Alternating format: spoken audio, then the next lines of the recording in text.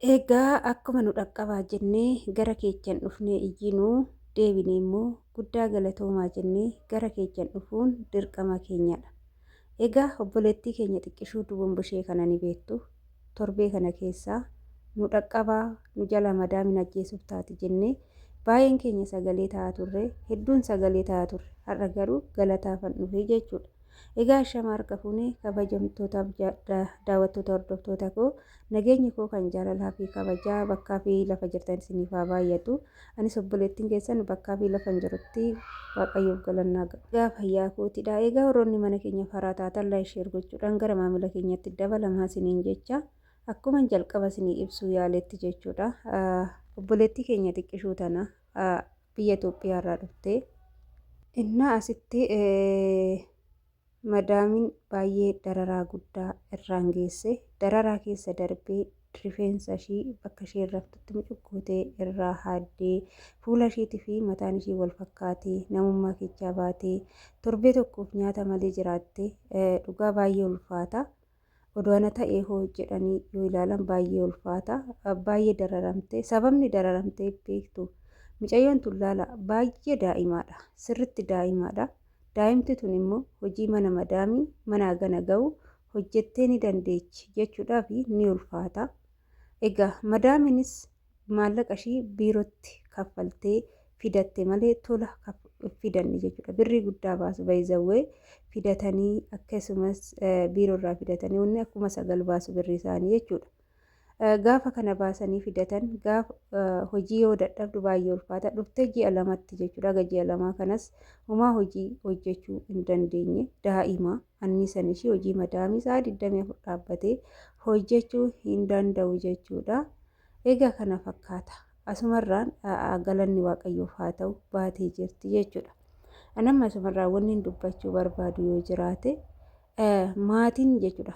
Obbolaas ta'u warra biyyaas haa ta'u dallaalas haa ta'u jechuudha. Namoota biyya Arabaa dhufuu qabanii fi namoota biyya Arabaa dhufuu hin qabne sirritti adda baasaa beekaa. Yeroo amma daa'imman kichuu lagaa tanniin isaatii guguddaan biyya Arabaa dhufee hojjechuun baay'eetti ulfaateera.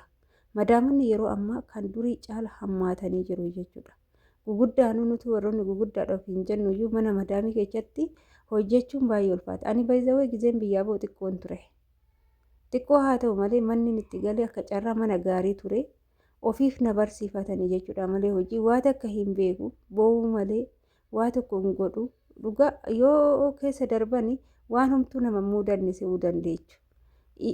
Guyyaatti osoo hin boohin hin oolu galgala haga ganama haga galgala haga ganama inuman bu'aa halkan hirribni nan qabu wanti wayi waan dhufee na nyaatu natti fakkaata baay'een tasaqaayyaa ture. Innaa yeroo sanitti barri sun hin darba yookaan hin jijjiirama jedhee yaadni jechuudha. Har'a garuu barri sun seenaan sun jijjiirameera. Sababa maaliitiif? Sababa waaqayyoon kiyya mana gaariidhaan na ga'e jechuudha. Madaamonni duraanii nama sossobanii nama barsiisu. Kan ammaa garuu ati hojii diddee yoo xiqqoo wallaalte nama dhaanuu, nama sodaachisu, wantoota garaagaraa yaalii garaagaraa namarraan ga'u. Bayzawee yeroo ammaa biyya Saa'udii kana ijoolleen dhufaa jiran as ga'anii ji'a odoon guutiin na dhaqqabaa madaamiin akkana na goote jedhanii kan bu'an babal'achaa jira jechuudha. Kanumarra biyyumti kun ijoolleerraa cufame namnis taa'uun dhaabbata jechuudha. Akka gizee duraa san cufamee Itoophiyaan biyya Saa'udii seenuu hin danda'u jedha sanitti osoo dhaabbatee gaariidhaan biyyi kun odoo dhaabbatee gaariidhaan jedha. Sababiin isaa ijoolleen as geechee milkaa'an jirtu. As gaanii rakkoo fi dararaa argaa jiru. Beeluuf dheebuu argaa jiru. Lakkaa hin dhufinaa jedhanii achitti lolaniin ofiishiitii achi teechee maallaqa nyaachaa ofiishiitii qabeenya godhattee nu dhoggiti jedhanii akkasiin nu ilaalu jechuudha. Nuti qabeenya qabaannee osoo hin taane giddaajitu obsinee akka keechatti teenyu nu godhe jechuudha. Inni asumarraan gara daa'ima xiqqoo tanaatti obsinee deebi'ee daa'imni xiqqishuun tuni odoo biyya jiraattee ganaa nama barumsa yoo xiqqaate daa'imattiin tun kutaa 6 kutaa 5 yoo baratteedha. Baay'ee daa'imaadha. Sirriitti mee ilaalaa fuula keenya irra deddeebi'ee ilaalinan maatii akkamiiti warra akkamiiti daa'ima xiqqishuu tana biyya Arabaatitti erganii.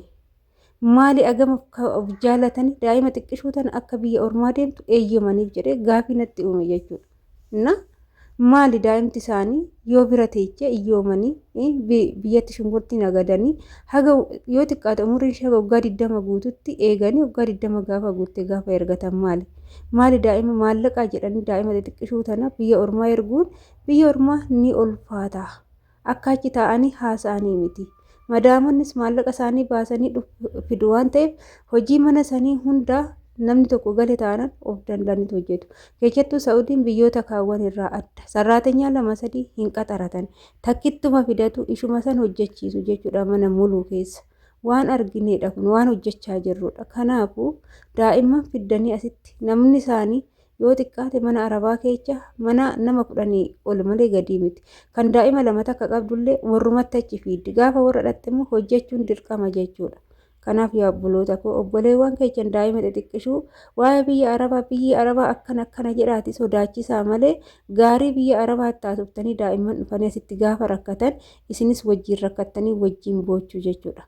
Fira keessanis haa ta'u nama keessa nama beektan taanaan dhugaa jirtu waa'ee biyya arabaatti hima. Umuriin isaanii gaheessa ta'uu baate waggaa 18 ol waggaa 20 ol ta'uu yoo baate biyya arabaatitti daa'imman hin gorsina. Dhugaan sinitti oomaa maallaqni si argamu daa'imattiin tun nama duute maallaqni ishiin hojjetti jedhamee yaadamee ergame suni lubbuu daa'imatti tanaa bituu ni danda'a.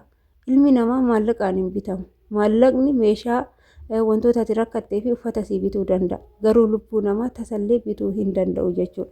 Kanaaf lubbuun namaa immoo taphaa miti qaldii miti jechuudha. Aarsaa kaffalameeti daa'imti takka kan biyya lafaa kanarra dhuftu.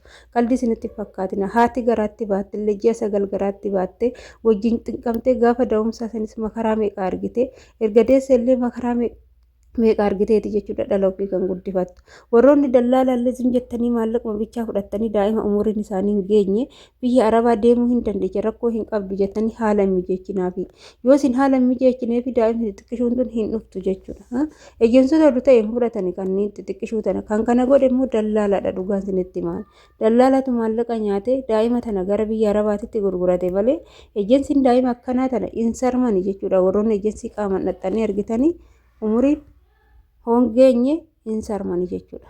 Kanaaf yaa obboloota koo haala saniin biyyuma ormaa jireenyi biyya ormaa qofaa miti. Daa'imni haganaa barattee biyyatti yoo barumsa hin fudhatini maal godhume dhugaan isinitti himaa. Baay'inatti dhagahame garuu ani ba'uun ishii baay'ee nama gammachiisa. Baga waaqayyoon dararaa san keessaas ishii baasisiniin jecha asumarraan hordoftoota koo viidiyoo kana jechuudha yoo dandeecha viidiyoo dararaa daa'ima xiqqishuu tanarratti ga'e dhugaan isiniin jedha daa'imman xixiqqoon biyya arabaa dhufa jettee yoo isinitti taasifte viidiyoo kanarratti ergaa jechuudha. Yoo ta'eef ni dhufti yoo ta'uu fi baatee nafti waan ta'eef. Kanaafuu daa'ima umuriin isaanii waggaa 15 gadi ta'e biyya arabaatitti erguun daa'imman tun daa'imummaadhaan hojiin biyya arabaa osoo qaama ishee miidhe osoo gadaamessa ishee miidhe osoo angoolli ishee miidhe mee laala dhugaa hin angoola'u jechuudha. Waa baay'ee irra ta'u kan hojjetan hojiin mana madaamii baay'ee ulfaata. Kan nama ajajatu nama 1000 nama 1-2 miti. Hojiin mana madaamii hojiin hin jiru hojjette yoo ta'e hin jaalatan jechuudha. Arabdoonni isiniif galee hojiin mana ormaa baay'ee ulfaata. Haati ormaa ni ulfaatti jechuudha. Kanaaf haadha ormaatitti daa'imman umuriin ishii hin geenye hin erginaa erguus hin yaadinaa maallaqni dhufaadha darbaadha jechuudha. Biyya ofii keessatti illee ni jira maallaqni. Biyya ormaa keessa qofa hin jiru. Eenyutu biyya arabaa qofa jira maallaqni jedhee yaada. Abbootiin keenya biyya baanitti miti kan nu guddifatanii barumsa nu galfatanii nu barsiifatanii jechuudha.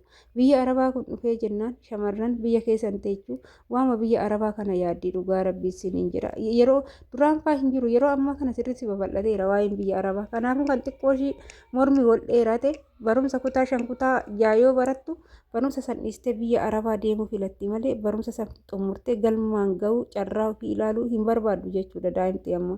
Kun immoo dogongora guddaadha. Barumsa santu gahee guddaa qabaa fi carraa ishee hin beektu. Xumurtee yoo dhufte carraa ishee immoo carraa barumsaa yoo xumurte carraa hojiitillee hin banamaa. Viidiyoon irraa gabaddee dhufe kana fakkaata. Turtiin wajjin kootanii ulfaadha galatooma. Hanga viidiyoo biraatiin walitti deemtu turtii gaarii isiniif haa ta'u. Baay'ee viidiyoo kana laayik sheer gochuudhaan nu jabeessaa.